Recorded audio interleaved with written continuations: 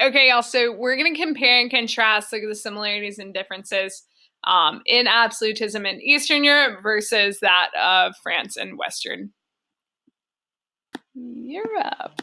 There we go.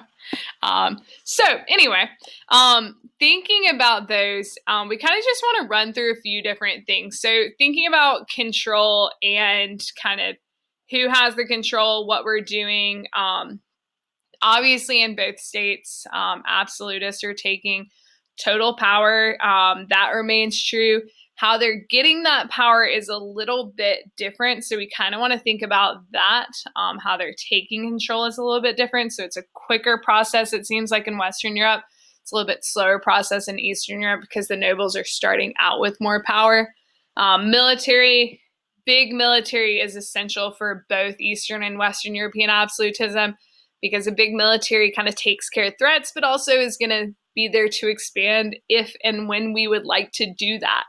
Warfare is going to be something that our countries are engaging in as well, right? Big military, kind of the next thing we want to do is expand our empire. So if we're thinking about France, well, that's what Louis is wanting to do, right?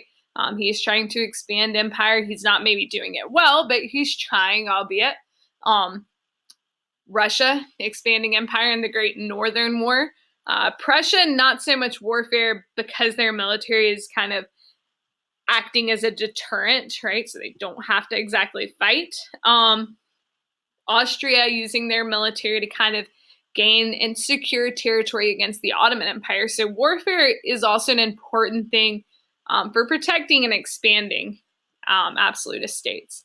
Thinking about our social classes in an absolute state. Well, in Western Europe, the nobles are super, super weak, right? Super kept in check by Louis XIV versus the nobles in Eastern Europe are maybe a little more powerful, but they really only have power at the end of the day, or will only have power at the end of the day, over those serfs, over those peasants. Middle class. In Western Europe, you've got a really powerful middle class versus Eastern Europe, you virtually have no middle class because you have so many peasants. You have serfdom still. And so with serfdom, you can't have, if I can think, you just can't have a middle class because there's no social mobility. Thinking about peasantry, well, in Western and Eastern Europe, being a peasant sucks. It's not a good time. It's not a fun time. Nobody likes it. Nobody wants to be a peasant. It's absolutely the worst. But what similarities does it hold? They're all keep being kept in check, right? The nobles are kind of securing the position and controlling our peasants in Eastern Europe, whereas maybe Louis having a little more direct control over the peasants in Western Europe. But the thing is, with both, we're both keeping them, so weak and so tired and so poor that they can't rebel.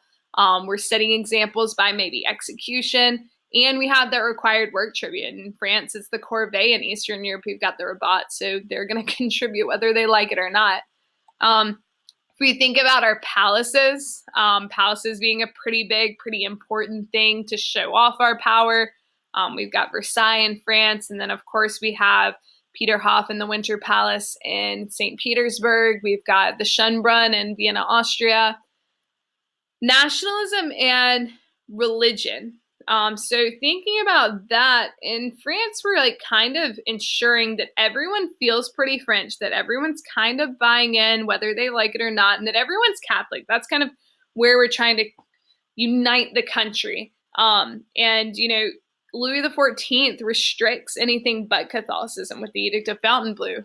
What kind of similarities and differences do we see with Eastern Europe? Well, we have to kind of look state by state. So, like, what do we see in Austria? They're going to restrict Protestantism too. They think, okay, religion's going to be kind of a unifying factor for us because we're dealing with so many different nationalities.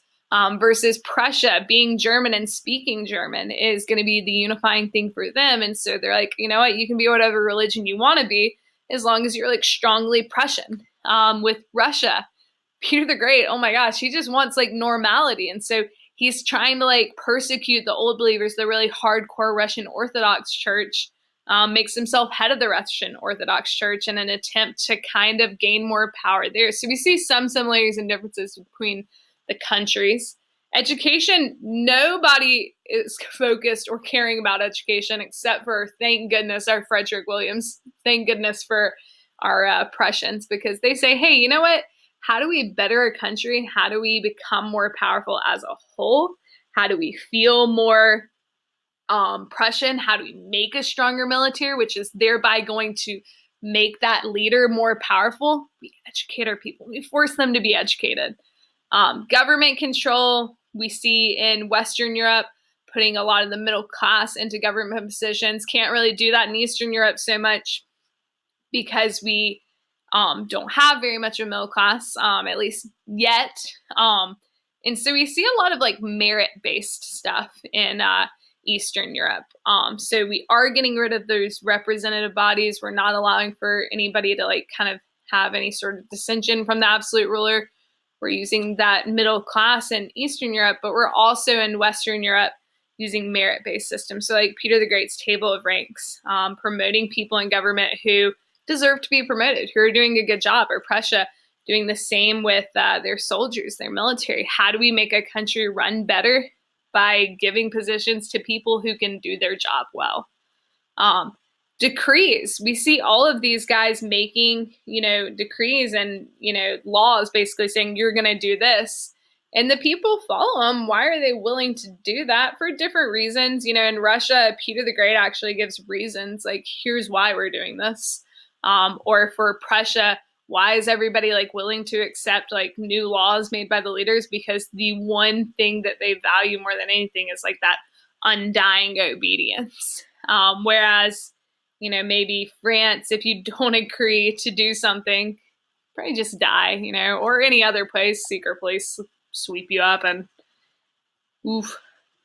Economics, a lot of mercantilism, really focused on building up the wealth. That kind of is the dominant economic strategy. And so we see all those countries kind of engaging in that. That's one of the reasons why Peter wants a port. So thinking about all those things and maybe elaborating on those things more, because I'm just touching on each one. But that's kind of basics of the similarities and differences we see.